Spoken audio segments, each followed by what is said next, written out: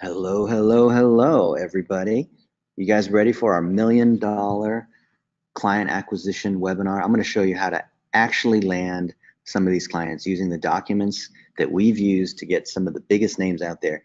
And it might not be what you might be thinking. A lot of people think that if you have a bunch of $1,000 clients that are paying you $1,000 a month, that if you get enough of those, that'll give you experience to have $1 million client.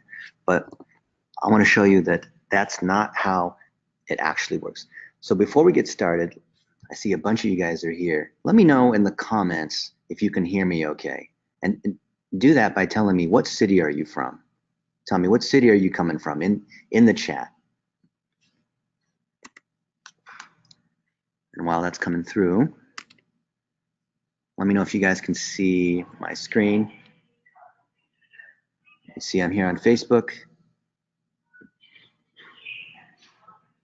Let me know the other, okay, we got a bunch of us here. Aaron, AJ, Adrian, who is Alpha Omega? Anthony, oh, Ben Hamill's here, awesome. You guys hear me okay? Christopher, Claudia, Gary, oh, we have two Georges. Isaiah, John Huntinghouse, oh, greetings from Utah. See, Josh is here. Who is Blitz? Mark, all right.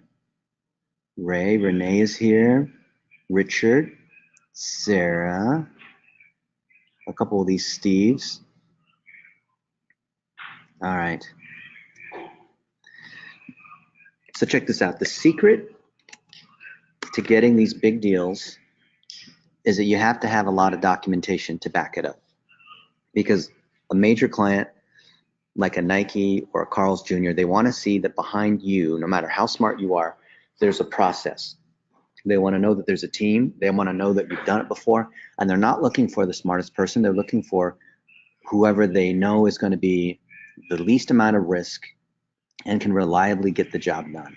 And when you demonstrate that you have a process and you have these kinds of documents, this is the key to winning these deals, if you have the connections. So you can see that, for example, here we've been doing work with Espresso, and they can see that, who we're friends with. You can see these different documents that we have on how we set up our strategy assessment, how we have a process for the power hour, how we have a process for hiring people, our process for contracts, our process for training people. All of these things are key to being able to win a deal. The funny thing is that the production of these processes alone isn't going to be what's going to cause like a Nike to reach out to you saying, hey, we'd like you to do social analytics, or we'd like you to run our campaign for the Olympics. It's what allows the leads to come to you and know who you are. And over the course of seeing that you've done this multiple times, then you can move from being a one-man show to a mid-size agency to an agency that appears to be equipped to handle some of these larger guys. So this takes some time, and it takes a combination of people, process, and platform. And I'm going to show you what some of these components are and show you what this looks like. Now, you don't have to have all these components here. You don't have to have a giant team, but you do have to have the documentation so that, for example, let's say that Nike reached out to you saying, just like they did for us, saying, hey, we saw what you did for Adidas. Can you do the same thing for us? Because they're both located in Portland. And let's say you have a great meeting with their head of digital, great meeting with the head of Nike running, or whoever it might be. And they say, awesome, can you send me a contract or send me an SOW? Do you know what are the components there that you need to run a deal like that? Well, if you don't know, then they're not going to be able to give you money. What if they say that you have to have an MSA on file? What if they say that you need to have $10 million of umbrella liability insurance? Do you have that? Do you know how to get that? Do you know what that is, right? And working with the bigger companies requires that you understand how to go through meetings, for example. So when you go to a meeting and there's 10 people in the meeting, maybe there's the CMO, there are a couple VPs from different groups, there's the IT person, maybe there's people from a couple of these other agencies. Do you know how to operate? Because let's say that they've scheduled 90 minutes and they've come to talk to you. Do you have an agenda? Are you going to bring people that are necessary that will be able to showcase what your firm does or answer questions that you know that they're going to have. So you have to have that kind of stuff in advance. For example, you have to have the agenda sent out the day before. You might have to bring some gifts. You might have to have a PowerPoint that's prepared. Just like when you work with Facebook, they prepare these big PowerPoints, right? So we have training on how you do that.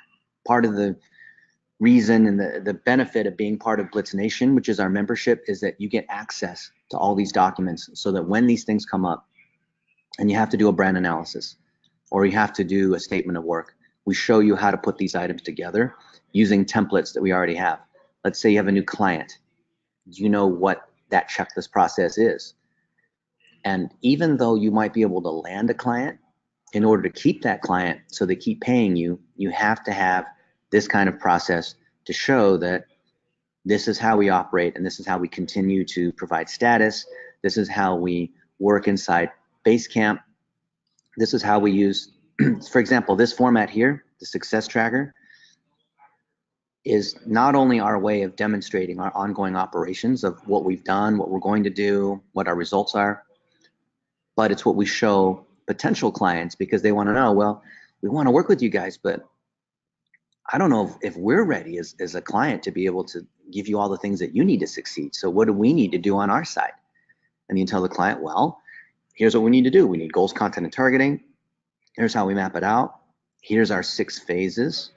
And then they start to understand, oh, okay, I think I can work with these guys because I've got other people on my team that I'm going to assign to do these different components. And then this is how it fits into the rest of our process, right?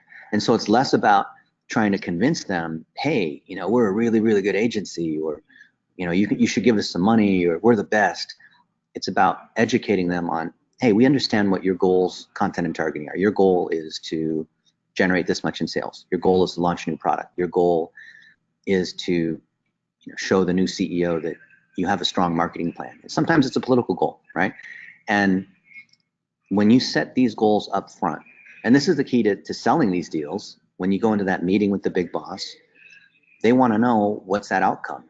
By working with you, what's going to happen? Well, we're going to, for the Golden State Warriors, right, we're going to increase digital ticket revenue through Ticketmaster. We're going to increase engagement. We're going to sell more t-shirts or Steph Curry jerseys, right?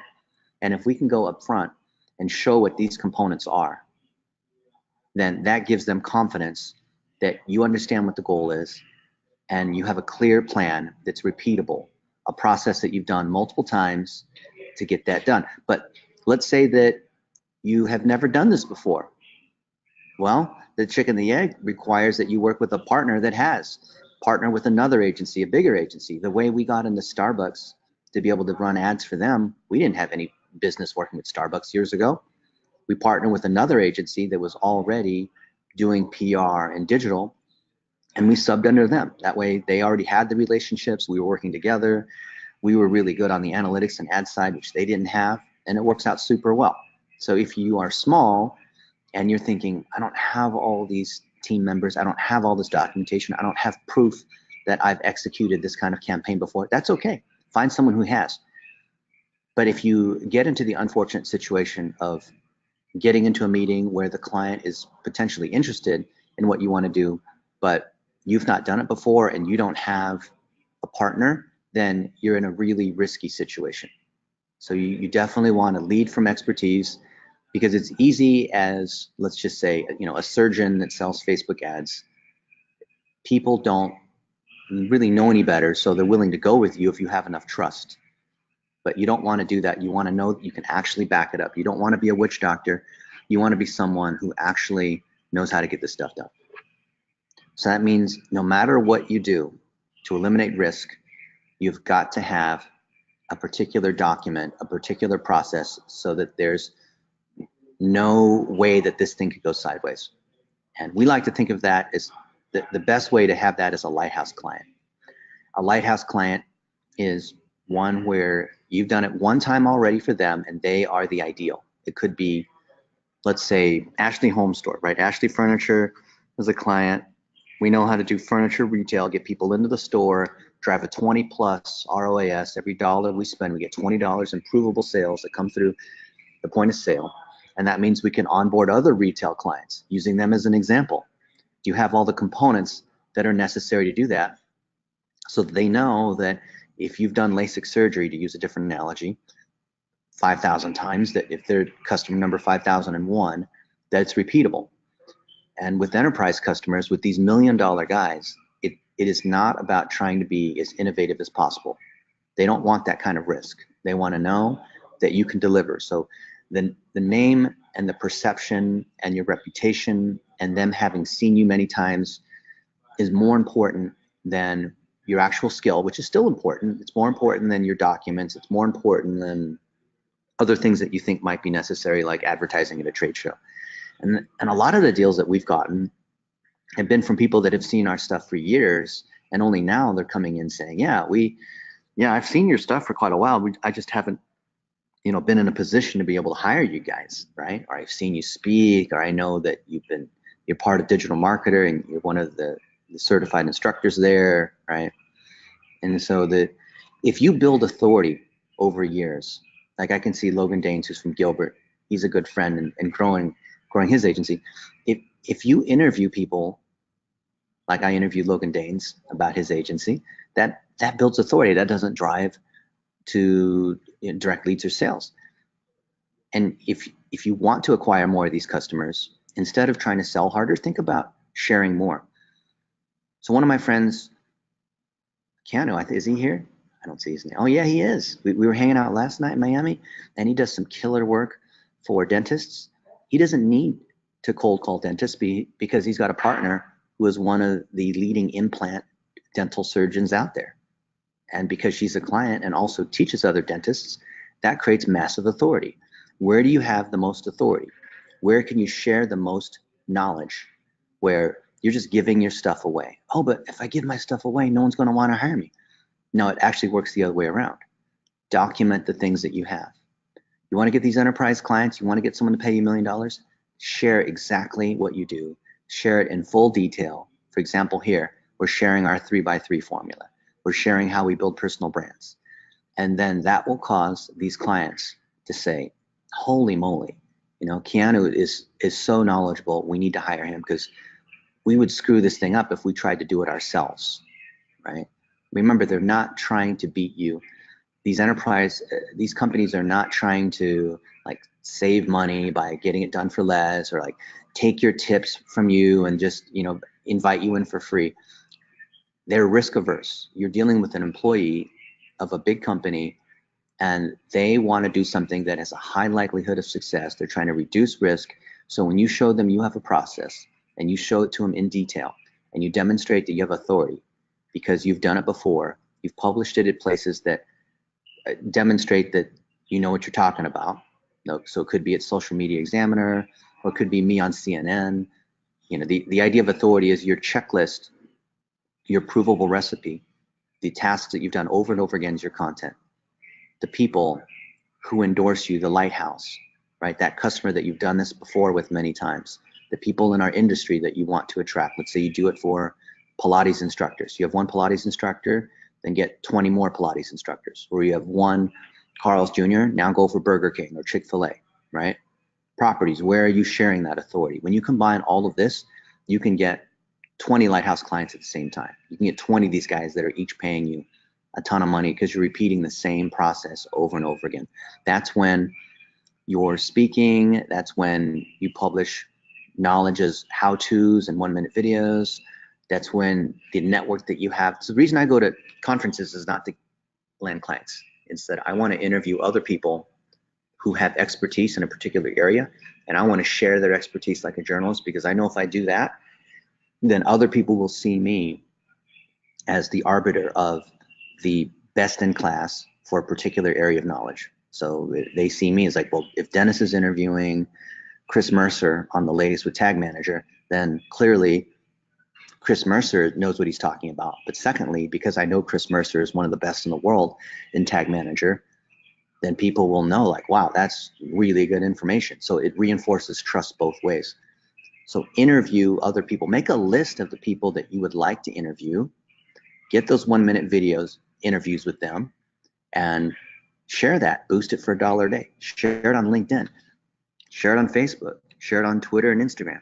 Look at my stuff on LinkedIn.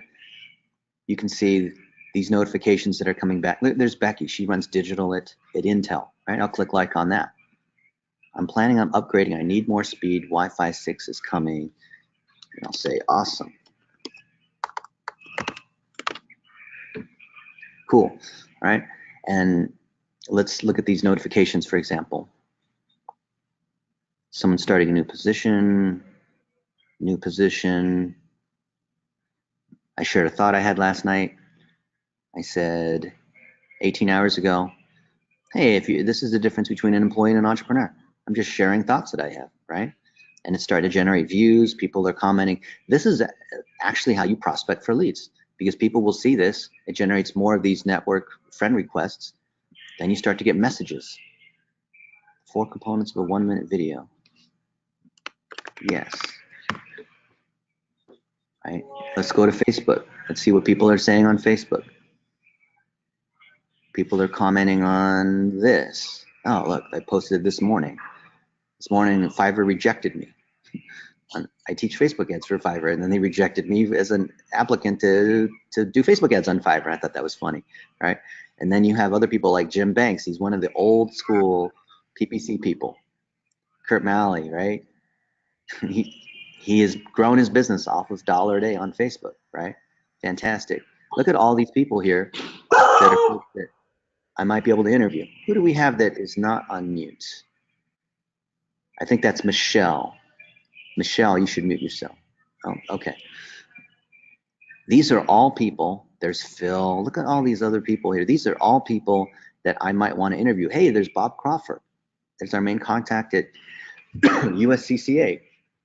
Vicki Fitch. She writes a book every month. David Frey. Look at these people, right?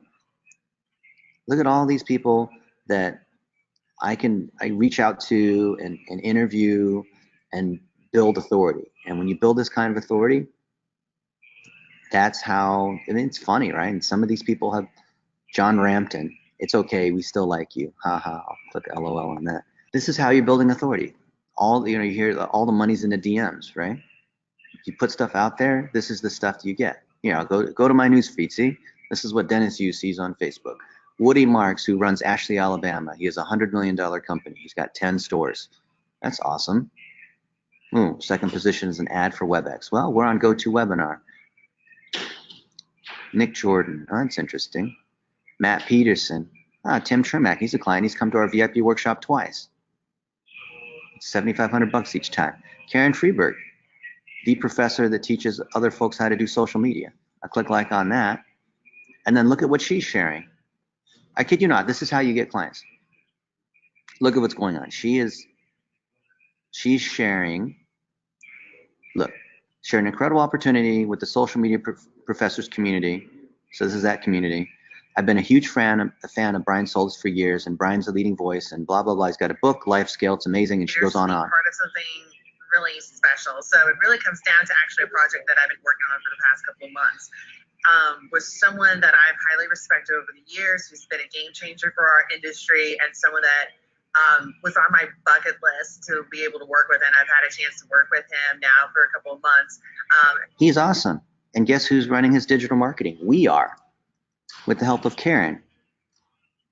And of course, I'm going to say amazing things. And of course, Ben and Karen and these other folks are going to say great things about that, right? And then she's got her public figure page. Everything with landing enterprise clients is about the perception of authority, where people think that you are knowledgeable, and hopefully you are. You'll see here, now we're on her public figure page, not her profile. You saw her profile before. Oh, thanks, Ben. You can see you commented on that. And you'll see she's reposted the same thing here and reboosted it. And then Brian's commented back. So why is this important? Because Brian is the guy that all the VPs of marketing look up to as the guy when it comes to digital strategy and marketing and this kind of thing, right? See, look, he just posted this. Dear Karen, I'm in Poland. It's 2 a.m. This post just made me feel so incredibly wonderful after such a long journey. Karen said, blah, blah, blah. You're so very welcome. You're a huge hit. 30 professors have signed up for the book. And he says, Karen, this means everything. So how much would you pay to have someone like Brian Solis say these good things about you. Brian and Karen saying these good things about you. See, it's a compliment sandwich or whatever you want to call it. I should say the pleasure is all mine. You've really been so amazing in helping translate this journey into ways to help people help themselves and others, right? That's an amazing testimonial. Then we'll say, wow, Brian, can I quote you on that? And of course he's going to say yes, right?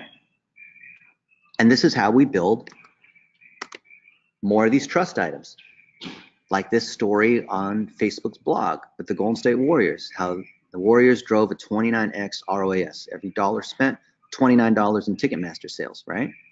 So we got the Warriors to say this about us. We got Facebook to say this about us. We got Brian Solis to say, here's the continuation of that blog. Working with agency BlitzMetrics to run the campaign, the Warriors used Facebook ads and remarketing to drive all kinds of sales, right? And here's examples of what we've done. There's a link to it, right? Check this out. Grant Cardone. Let's see if we can play this. I thought this was funny. Love to see what you guys think about this. Oh, where's the sound on this? I'm thinking 10x levels. As Dennis wanted me to send you this, one best 1 minute tip. Oh, you got to be authentic. You got to be transparent. You got to give people attention. I'm like, hey, that's one way to get their attention. Now, if you're in a professional setting, it might be more like making a big claim. Okay, I guarantee you something. You got to punch. You got to have a hook. You got to get excited. So, and let me just say this. All that being said, quantity beats quality. Don't kid yourself. You got to get out there a lot, okay? Hey, you guys be great, 10x everything, thinking 10x levels. And that dude you're working with, Dennis, he's a bad, bad man. See what I do? I keep getting your attention. He's a bad, bad man. And that's my little girl right there. She a freak. And that used to be grapefruit on my plate. See what I'm doing? See what I'm doing? So you see how that works? Now, hey guys, Dennis wanted me to send you. What would you do with an asset like this, right? Brian Solis says something good about you. Grant Cardone says something good about you. Hopefully you did something good for them, so they say something good about you, which is how you get these things, usually. You take this and you post it on your public figure page, and then you boost it to all the people who are fans of Grant Cardone. And the people that engage with you on that, then you can remarket to an article on something that you're sharing how to do something. And then in that article, you have a link to something that shows that you have expertise or a package or you're selling something, right? And this is how you do it for even people that don't have any authority initially, like Logan, who's my co-founder. See, look at the beginning of this one. Look. Founder of BlitzMetrics. Let's replay that. Logan, the co-founder of BlitzMetrics. It's CNN Live. And we have with us today Logan Young, co-founder of BlitzMetrics. Logan Young from BlitzMetrics. GoDaddy. BlitzMetrics exists. See, you can create tons of authority because you can show that these people are with other people that have high trust. And you can take, here's another way of generating these enterprise leads. The enterprise leads you don't sell like consumer leads. You sell them because of this authority. And a lot of people are thinking, I want the leads right away. You have to build the authority. Look at this. This is CNN. Look at what happened with. See? Okay, so Dennis, when it comes to regulation, what would more regulation mean for Facebook? Can you imagine cigarette labels being on Facebook and Surgeon General warnings about your data may be used in certain ways? I don't think that really solves the problem. Look at what happened with Microsoft and the regulation they had 20 years ago about trying to bust up Windows. So, right? These kinds of things are good. And if you have these kinds of things, you should boost the crap out of them. And you should see what you're able to get from that, right? But at the same time, you're sharing knowledge. So when you share a mix of things, you and a dog, hanging out in social media marketing world, the food that you're eating, like this. Where was this? This was in downtown LA a couple days ago. It's an ice cream. See? It's a bubble ice cream.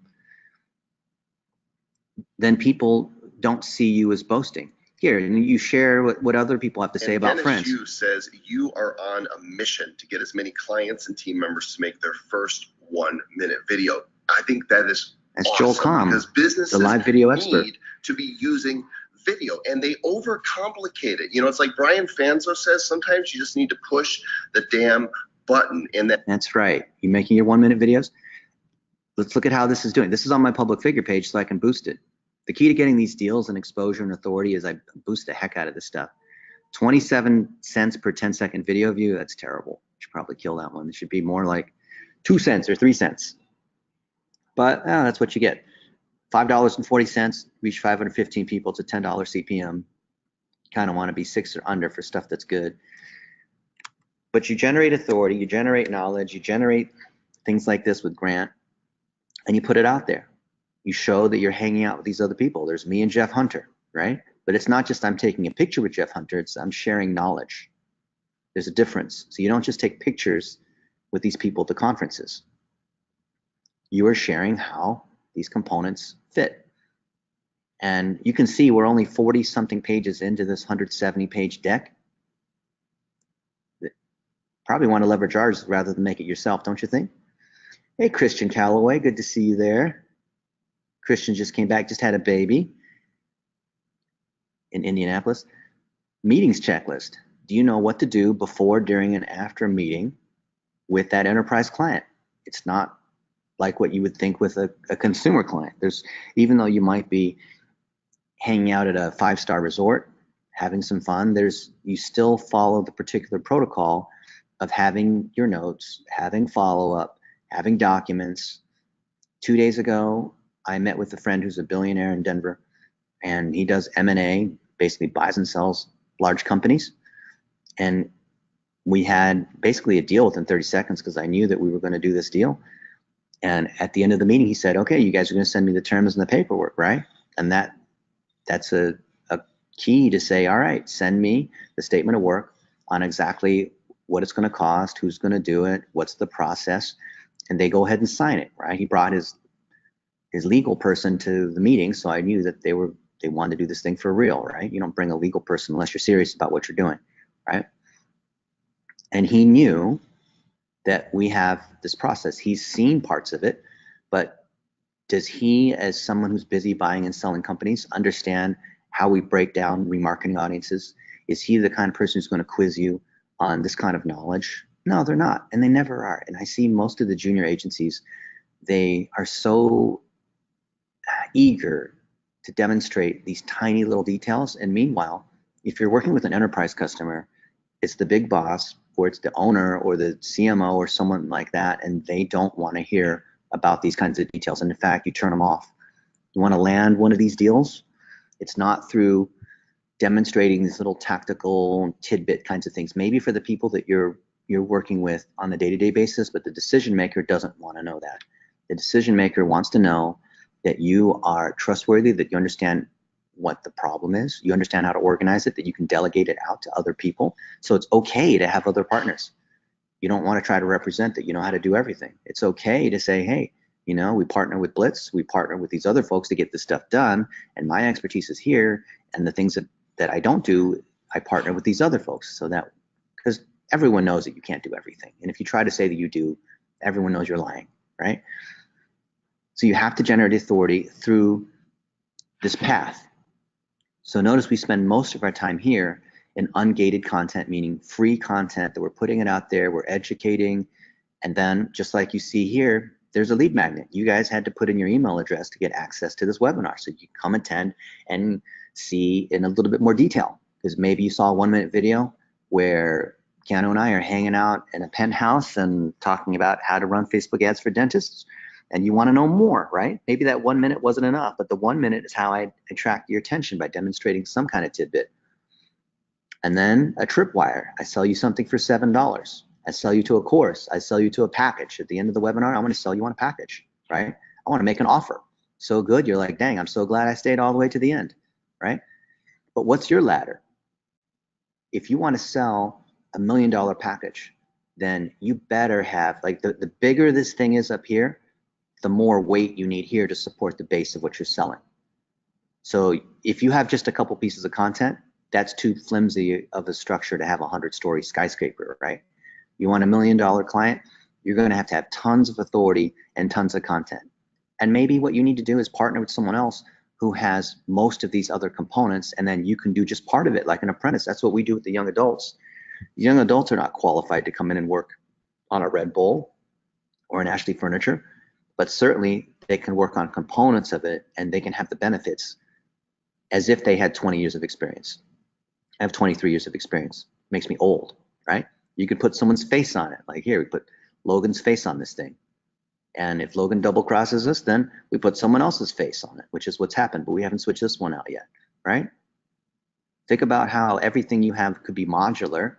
You could even take this for your agency. So what is it that you want to be able to sell? This says example package. This is a template, right? Your content strategy.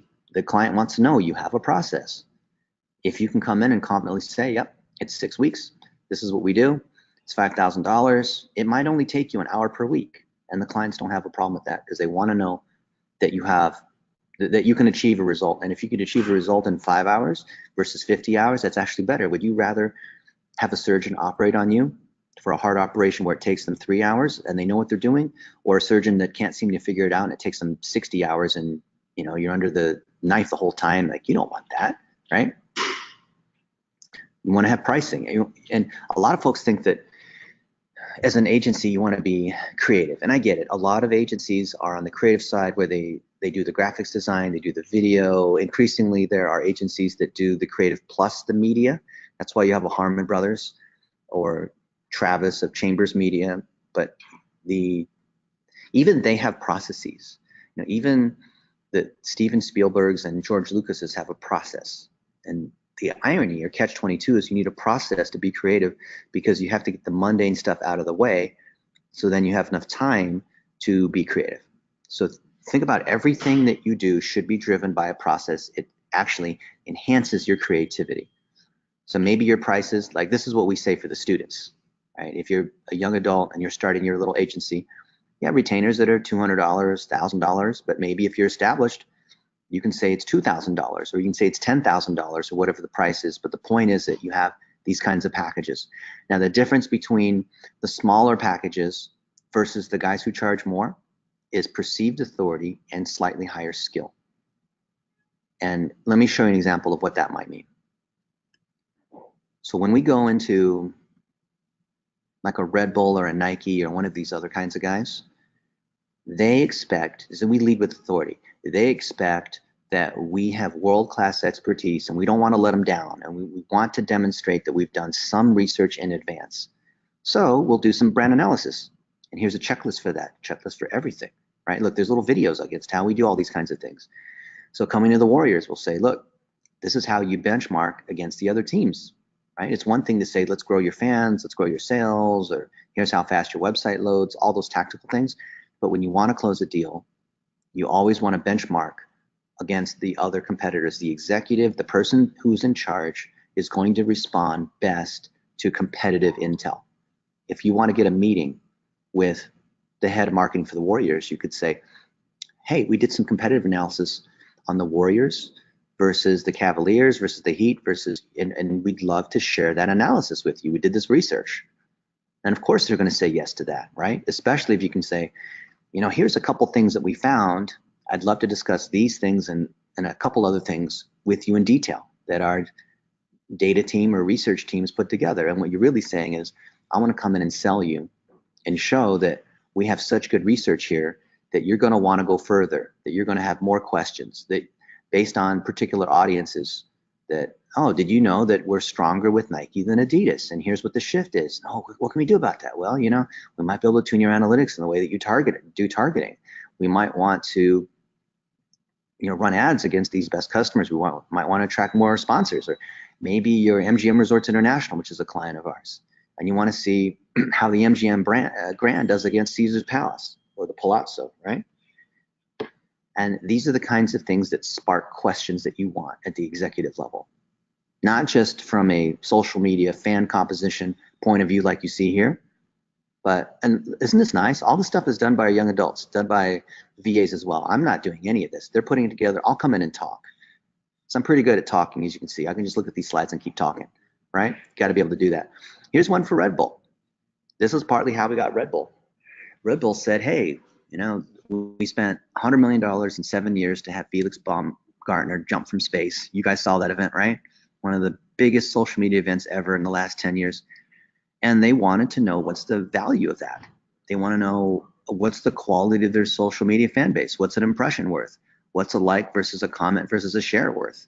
And here we did some analysis. We said, well, the average fan stays for 103 days, and the average on Facebook's 25 days. So your fans are 4 times more engaged. They stay 4 times longer. Probably easier for Red Bull because of the nature of the content they produce, but hey, that's what they wanted to see. And that's what they shared, and we did that country by country. We benchmarked that against Nike, against Disney, against other brands. Then we did things like overlaps. Hey, how many people, if they're fans of Nike basketball, are also fans of Nike? How many people are fans of Adidas and are fans of Nike, or fans of Nike, but the cross matrix, the other way around, right? And then where's the overlap, and how can we target these people? Are we losing, is Nike women losing people to Lululemon, right? And if so, what do we do about that? And that's how you generate more campaigns, more work. The idea of metrics, analysis, action is you show them something, you analyze it together, you come to some conclusions, and then the action is they're going to spend money with you. So the more analysis you're able to do, the more opportunity you have to come up with the list of items that they'll say, oh man, here's an opportunity here. So the more time you talk with them, the longer the meter's running, and the more things that you have to put on your shopping list of things that they want to do. And by the end of the meeting, you say, wow, that was so awesome spending time with you. As we discussed, we want to do this, this, this, and this based on your suggestion. You agree that these are good things we want to do, and here's what it's going to cost to do each of these items: $10,000 for this, $50,000 for that, $2,000 for this. You add it up, $75,000. Like here's one we did for Adidas. We pulled out their top fans. We're scraping the different users on Facebook and who commented the most. So top fans, not just those who comment and like the most, but those who have the most influence, who likes and comments on their posts, right? And there's this girl, Nicole Westphal, who was there at the point that we pulled this, was their top fan. And what could we tell about her? What did she like? Why does she like Adidas so much? How is she? What are other people that are like her? And so we're able to tell the story with the executives. See, we're not spending time looking at these tiny little details. We're looking at competitive data. We're trying to tell the overall brand story. Same thing for, I think this is Allstate Insurance. Research we did for them. I think they have, if I'm not mistaken, 17,000 insurance agents across the US.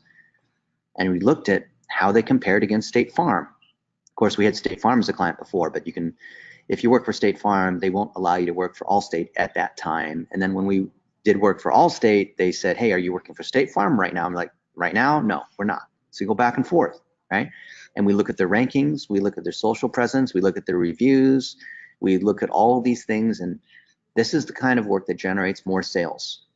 If you want to land an enterprise deal and you're meeting these executives, you have to do this kind of work in advance. You have to be able to demonstrate that you can pull this kind of data. Otherwise, all you have is a sales pitch. The difference between an enterprise deal like this is that you have the ability to pull together this kind of research and show that, here, I'm going to open this other document. I think it's over here. Yeah, check this out. You have to bake the research and analysis into your proposal. If it's a small biz client and they're paying, say, less than $5,000 a month, then you can just give them a canned package and they can check out, just like McDonald's, you buy the value menu, the number 3 or whatever it might be. So this is one we did for Dish Network. Dish Network and DirecTV are direct competitors, and the CMO reached out and said, hey, we want to work with you. We're one of the top 10 advertisers on the planet in terms of spending money. And this is a proposal. This is not even the actual work product. This is not all the threads in Basecamp. This is all the stuff that's necessary to earn one of these deals. I bet you haven't put together a document like this before. But if you have, then you know what I'm talking about. And what are the different components? You show who are the other folks that we've worked with. So we've worked with Texas Roadhouse and Valpak and Nickelodeon and Red Bull and other folks, right? And here are the places we've been quoted, and we keep all that in our content library. And we demonstrate in the executive summary, which is always handwritten. Here is what you guys want. You never use a template for the executive summary. You always handwrite it to demonstrate, because the executive summary is the only thing the executives read. You demonstrate, you clearly understand their goals, content, and targeting, right? This is what Dish Network wants to do. Drive more signups using these particular channels, and then in these phases that we talked about, phase 1, phase 2, phase 3. And how is this different than other groups? What kind of results can we generate? All of these are here to reduce risk. We're not here to try to say we're the best. We're here to say, this is something we can reliably do, because look, in the appendices, here's how we do all these particular things. So if you want to know how we do this and how we do that, here it is. Here's how much money we want to spend. To be able to achieve this goal, we want to spend $4 million. Here's how it breaks out. Here's how we're going to multiply out creatives. Here's the creative that we need. Here's how that matches with the different kinds of targeting. Here's how we optimize. Look, here's different interests that are related to TV shows, and here's how big the audiences are in each of these particular cities. And so they can see, even before we start, they can see this is how we're going to do this. This is when people are watching TV at night, when they're making decisions. This is, here's the dashboard that we've created for them, right? Here's how we're monitoring everything. Here's how our different phases. People love phases. I love to show phase 1, 2, and 3. It's usually best to show 3 phases. 2 phases is not enough, and 4 phases is too many, right? This is great, right? You put this stuff together, and then you demonstrate, look, this is how we optimize. This is how we have done it for other clients. And they love graphics. They love these kinds of charts. They love to have it color-coded. This is one that we did for, this was Mitt Romney when he was running for president, and we wanted him to spend more money on Facebook ads, but he didn't do it. I think that's why they lost. And you can see, here are the different candidates, and we can see how we're doing social monitoring, we're doing reporting, right? We're showing this is stuff in the back. Now, no one's going to read this, but the fact that this stuff is here shows them that we have that kind of sophistication. So a lot of this is to show that you're sophisticated, not that anyone would actually, look through all this, right? Here's something we did for Walmart, right? It makes you look really good. Oh, Dennis is good. The Blitz team is amazing, right? You want to keep this stuff here. Now let's go back to our deck, page 60. Before you sell the $1 million deal, you want to have something we call a power hour. And the power hour is where you're giving them a taste of what success looks like. You're doing something small, right? Maybe you're tuning one campaign. Maybe you are getting some of their plumbing right. Maybe you're doing a little competitive analysis. And this is a great way to qualify an enterprise client, because if they're willing to spend $1,500 to spend an hour with you, then you know that they'll spend $100,000 to spend 3 months with you across the whole team. And someone who isn't going to spend $1,500, who balks the price, or they want to have a free call first, or they want to learn about what you do, you know that they're not a decision maker, or they don't see value in your time, or they're just not ready. So all of the enterprise clients we have go through this, and you'd be surprised. Like, you might think, well, I can't charge $1,500 for just an hour. You absolutely can. And when you deal with the enterprise guys, they're happy to do it, because usually anyone who's manager level or below can authorize up to $5,000. I mean, usually a director can do $10,000, $20,000. So if you ask for more than a couple $1,000s, it might have to go to another layer or two of approval, which actually defeats the purpose, right? But if you're talking to the boss, they don't even, and it shouldn't be. That's how you know you're talking to the right person, is you're just testing to see if they'll spend $1,500, which is basically a tripwire for enterprise. And that way you collect their strategy, which they will delegate out to someone more junior on their team. They'll give us some kind of access, or maybe they'll give us documents that basically give us the equivalent of that. We do some pre-work, which is what we call a quick audit. We schedule the power hour. You'd usually want to schedule the power hour a week plus in advance. You don't want to schedule it in the next few days, because that shows you're desperate, and also it doesn't give them proper time. It shows that your time's not booked, basically, because if their schedules are busy, so your schedule should be busy too. I have a friend of mine who, he'll literally just be sitting at a restaurant with me, and someone will call and he'll talk to him for 2 or 3 minutes and say, oh, sorry, I got to run to another meeting. He doesn't have another meeting. He's just hanging out with me. But that way it makes his time look more valuable.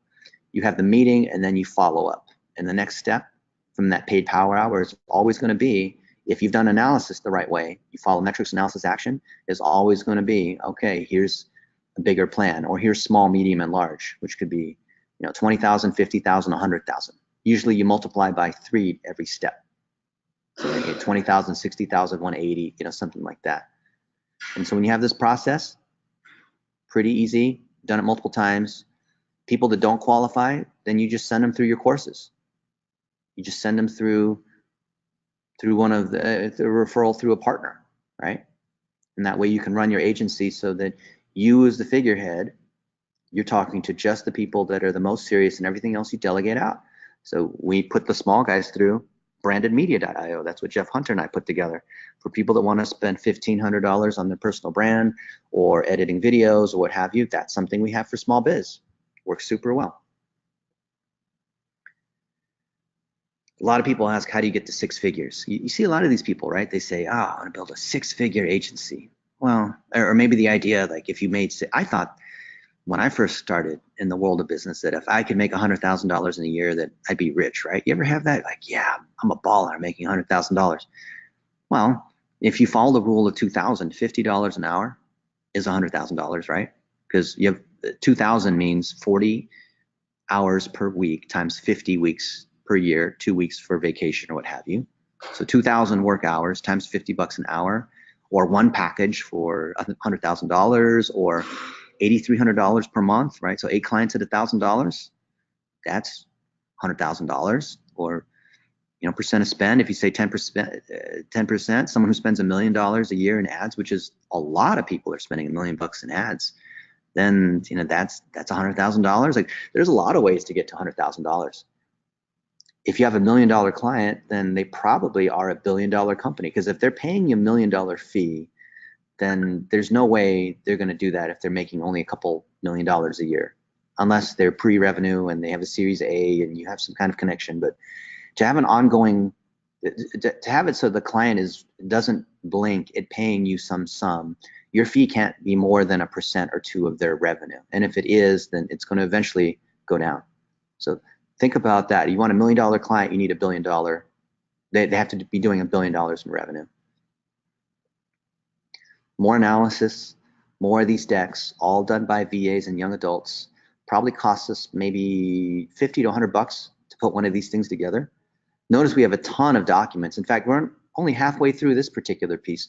I'm going to skip over to another document that I think we have open. This is a brand new laptop. I've not even been operating on my laptop for the last week. That shows you an agency can run if I don't even have a laptop. This is what we call our master presentation. I know a lot of you guys are going to ask about this, what it is, and can you get a copy of it? This is 1,000 pages, and the reason it's called our master presentation is from this presentation, we can build any other presentation. So let's say all of a sudden tomorrow you got to give a presentation on how to do email marketing, or you have this new client that you want to show them how to do whatever it is, or whatever it is. You don't have to fret. You have to deliver a proposal by tomorrow morning for so-and-so. Don't have to worry about that, because it's all handled here. And this is our little secret, because like you probably wonder, like, how are they able to put all these documents together? My goodness, I see like a new webinar every couple of days. It's because we have a master presentation. And from this combination of decks, you can build just about anything. Like here is our social amplification engine, and we can reskin it. Natalie from Keep, Natalie Stories, they used to be called Infusionsoft. We're speaking in Australia next month. And this is going to be skinned to have Natalie and me instead of Logan and me, because Logan screwed me over. So we put someone else's face in here, right? We can have a fundamental version. We can have one for chiropractors. We can have one for local. We can have one for, so you can take any of these things, and look, there's our team members. There's our different courses. And then we go to all the different training items, right? I'll just go through here a few hundred pages down, and you'll see this is how we verify pages. This is how we train people. This is how we do videos. Everything's driven by these processes. And a lot of these you guys have seen. But can you imagine how awesome would it be? Because I said that the key to winning enterprise deals is to win in the war of documents. You've got to have these documents. You got to be able to skin these documents. The reason why we have VAs is to be able to produce these documents at scale. Look, these are templates. This is how we validate that plumbing's working. You see these blue boxes? Fill in the gaps. You paste in the screenshots. You paste in the pixel ID and the page name. All these things are templatable, right? Fill in the boxes with the templates, showing that you have the 3 phases of the funnel, visualizing blank, blank, blank's funnel. Just put in their name in there, right? And then they think, wow, this is so amazing, but don't submit something where it still says A, B, C, D, E, F. Then they realize, oh, they were just using a template. Well, everyone's using a template, right? But you put their items in here and like, oh yeah, this is my funnel. This is really specific to me, right? And fine, if you don't have this stage here, then you can drag the boxes around as a template, right? Just have your VAs do that. Demonstrate, here's, put the stats against it as you're running campaigns, right? You initially mapped it out, which is your plumbing. Then you flow water through the plumbing and you show what your stats are. It's really this simple. For those who have done consulting or agency work for a long time, you know that it's all reusability. You just change the language around. I remember I was at American Airlines and I got a proposal from, I think it was Oracle, and the sales rep was being sloppy and it said, this is our proposal for Sears. And for Sears, we're gonna do this and that. And I said, dude, you sent this to American Airlines, not Sears. You didn't do a good job in copy and replace, find and replace. Come on, you can use find and replace a little bit better, right? So don't be guilty of that. You are gonna be using templates all the time, but make sure that all these different items, you actually fill in numbers. Like this 00, fill this thing in with the actual number, right? Make sure your people are properly trained and they're paying attention. Make sure you fill in these other items. Like you can see here, these items in red, we have to fill it in. So-and-so, insert that person's name, company's name, and their closest competitors. KLM versus Lufthansa versus whoever, like put that stuff in here. These are all templates. See, fill in the boxes. All templates. We have training on how to fill out the templates. You want to win $1 million deal, fill out the templates. Oh, this is the one we filled out the templates for the Golden State Warriors, who I think are going to win the championship, even with Steph Curry injured. Look at all these. Wouldn't you agree that the power is in having these templates and the training behind it to get the work done? Then it's easy to be able to onboard a client because you've got a process that you're able to go through. Look, this is what we do when we have a meeting, before, during, and after a meeting, so you know that everything's going to go well. Wouldn't it be nice to go into a meeting with some big client? Oh yeah, I just got a meeting with so-and-so, and you're all excited, but then that moment hits, you're like, oh crap, I've got this meeting coming up next week, but I'm not really prepared. I don't really know how it's going to go. I'm not sure what they're going to say. I don't know whether they're going to ask me a question and I'm going to look like an idiot. Well, figure out what their goals, content, and targeting are. Look them up on LinkedIn and figure out what they like. Send them some socks with their faces on it at blitzgifts.com, right? Make sure you delegate these different components. Walk in there with a deck. Make sure if you've collected their goals, content, and targeting, that you know that you have some research so that you can demonstrate that you've done a little bit of homework. And then you're taking notes. You bring someone else along to take notes to be able to follow up. Maybe you bring a partner that knows that vertical really well. And whatever it is, just when you have all these other items in place, you can't be afraid of failing because you've done this multiple times. And so we've done this multiple times. We're not worried about this, right? What is our checklist for creating a course? Well, here it is. And against every one of these pieces here, here's how you build a quiz. This is how you create a cheat sheet. Like we just click on this. I click on this. Why is it not going anywhere? Is it because it's why is it not working? I don't know. Maybe it's this new Mac. But this goes back to all of our assets in our 1,000 task library. Everything that we teach is here. Every single course, like the $1-a-day course, or how we set goals, or how we do content marketing. Behind that is our Basecamp thread. Here, look at this. Click on the thread. This is our Basecamp thread on how we're iterating in $1-a-day. And when the thread hits 100 comments, we move to a continuation thread because Gmail is limited by 100 comments. See, it says continued. And you can see that we're continuing to tune and tune and tune and tune these things over and over again. So they keep getting refreshed, that screenshots are up to date, right? And you can see like our different people are doing QA against this stuff. And it goes on and on and on. Now, against any one of these courses that we keep up to date, because our folks are going through it, there's an actual course in our academy on that. I'm not saying you have to do this, but if you want to be training other agencies on how to do this, you better dang well be sure that you've done it yourself many times, otherwise you're fraudulent, right? Here's our course with the different lessons and topics and how you do all this kind of stuff, right? So the guide leads to a course. There's a latest file. You earn a badge if you pass the quiz. There's a package. So for those that you realize that when you're sharing your knowledge out here and you package into a course, which isn't really hard to do, you can then sell it as a package. Because if they see that you've been sharing your knowledge over and over and over again, then they can go ahead and buy Facebook for $1 a day. In this case, $1,500. And you can see all these people have said some good things about it. Look at all these people saying good things about it. You can come in here and buy it, right? But maybe they want to talk to you first. So then they can buy a power hour. Or maybe you sell this for $20,000, or maybe you sell it for whatever it is, right? You make sure you know what the latest date is, who's the figurehead, who is assigned to it to make sure it's up to date, these other components, right? And then you do this across all the things that you have, right? That's what you've got to be able to track. And if you do that, then, let's see, I don't want to go to this one right now. Then you have an agency that's able to operate, and you're not beat down because you're trying to chase one particular client that you're like banking everything on. You might as well go to Las Vegas and put everything on red. It's too much of a gamble, right? Everything by checklists. You can see this, right? Here's our ascension path.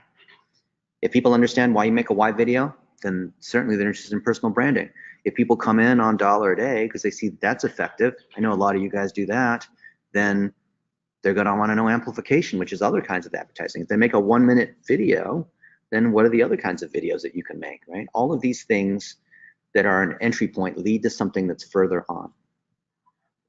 And that's the key to driving and selling these enterprise deals. A lot of you folks are probably thinking, the number one question I get is, how do I get more clients? I don't worry about getting more clients. I worry about keeping the ones that we have. Because you can land one of these guys, and maybe they give you the initial 10,000, 20,000, whatever it is. But if you find that you're constantly trying to get more clients, it's either because you're leaking the clients that you're getting, or you're growing so fast through this crazy word of mouth because you specialize in a niche that you need to hire people and you're keeping the ones you have. But usually it's a retention issue. So when we see consultants that are constantly trying to get more clients, the first thing that goes off in my mind is they're not able to keep their clients. So I want a checklist to make sure that I'm able to execute. I'm able to continue to upsell to more packages, to be able to continue the retainer, whatever that might be. And I think of that as a recipe. I like to have meals. You can see I've got a big tummy. I love to eat. People like to rub my tummy and call me Lucky Buddha. And as I'm doing this as a master chef, I'm demonstrating what's working. I like to generate authority because it shows that I'm speaking in front of a lot of people. So if you know who digital marketer is, right, speaking here, or speaking in front of a couple thousand other people. But no matter what it is, click on this. Everything's linked together, right? Here's our checklist architecture.